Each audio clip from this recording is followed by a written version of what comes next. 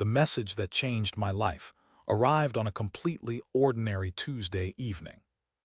At first, it looked like a mistake, just a short text from an unknown number. It said, "Hey, I know this is sudden, but I need to tell you the truth tonight." For a moment, I stared at the message, confused. I had no idea who sent it, and the message clearly sounded like it was meant for someone else. Most people would have ignored it.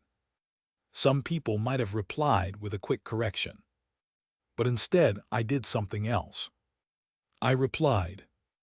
That decision started a conversation that slowly revealed secrets, misunderstandings, and a connection I never expected.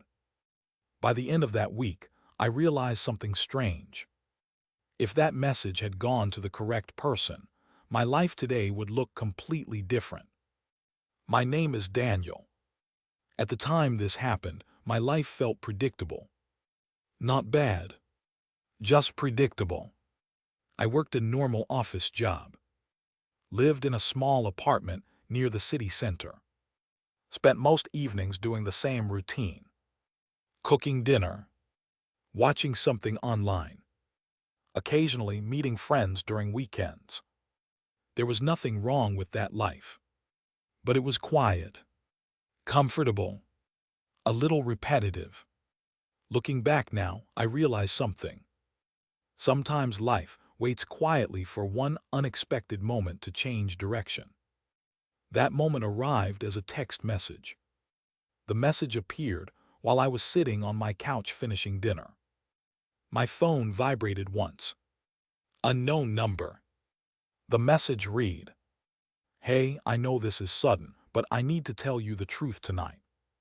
For a moment I assumed it was spam, but something about the wording felt personal. It sounded emotional, almost nervous. So I typed a simple response. "I think you have the wrong number." I expected the conversation to end there. Instead, the reply arrived almost immediately. "Wait, this is not Rian." That was the moment I realized something interesting. The message was definitely meant for someone else, but whoever sent it clearly had something important to say. And curiosity is a powerful thing.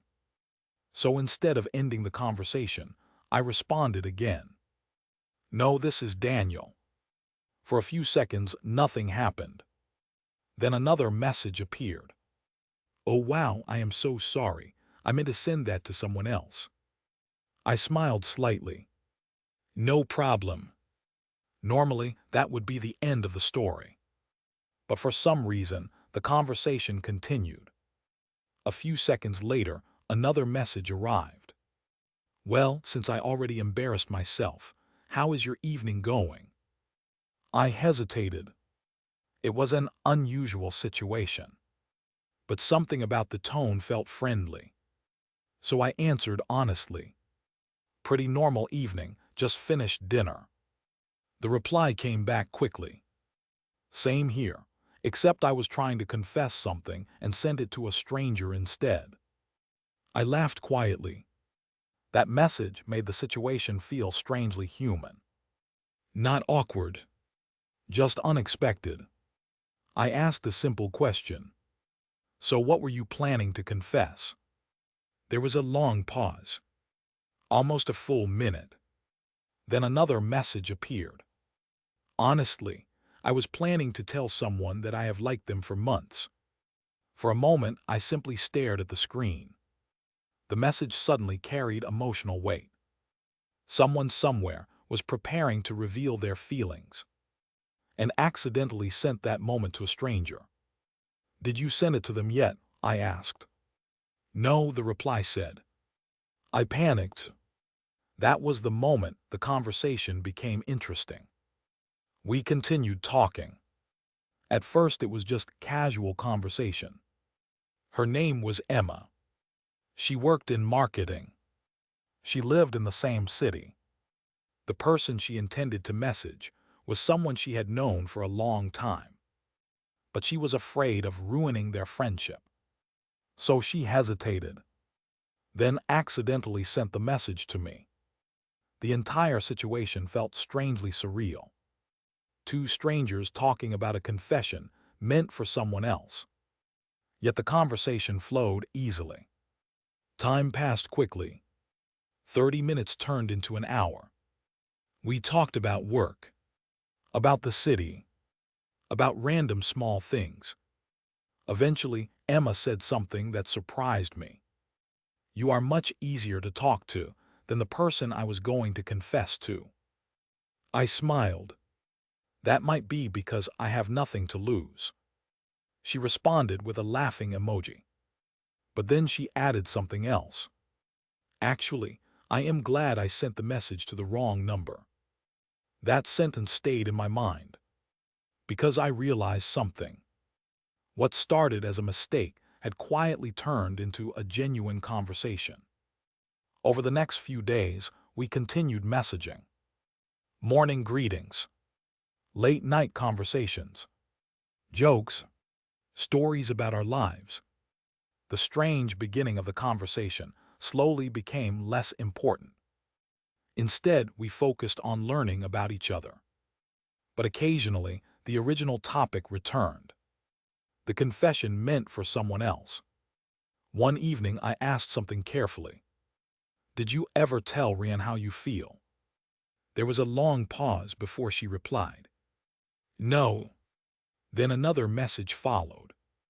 I think that moment passed. I did not ask more questions, but something about her answer felt meaningful. Because the message that started everything was meant for Rian. Yet somehow the conversation had continued with me instead. About 2 weeks after the first message, Emma suggested something unexpected. "Would you like to meet for coffee?"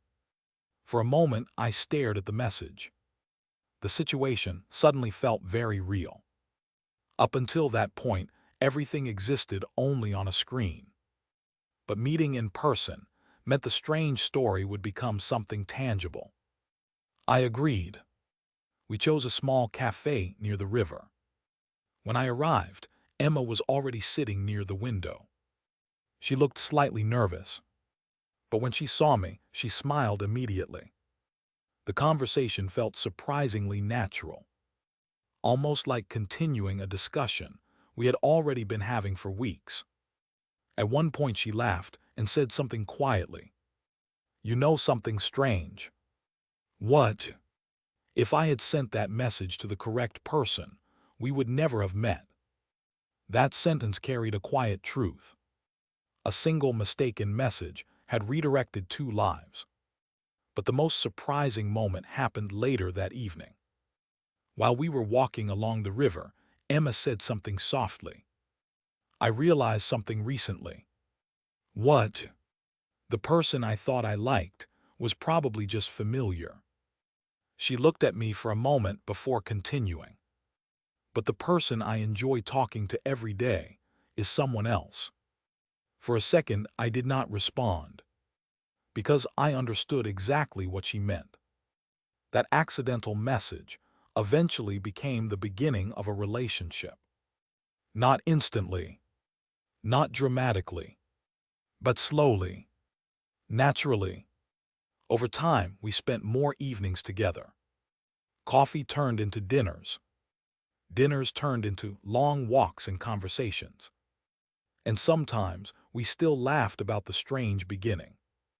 A confession meant for someone else, sent to the wrong number, yet somehow arriving exactly where it needed to. Looking back now, I realize something interesting. Life rarely announces its turning points clearly. Sometimes the moment that changes everything looks completely ordinary. A small message, a mistaken number, a simple reply. But sometimes that is all it takes. It is strange to think about how small moments can change the direction of life. A missed train, a random conversation, or a message meant for someone else. If you received a text clearly meant for another person, would you ignore it or reply? Let me know your thoughts in the comments. And if you enjoy real-life storytelling about unexpected moments and life-changing coincidences, Subscribe to the channel, because sometimes the smallest mistake can lead to the biggest story.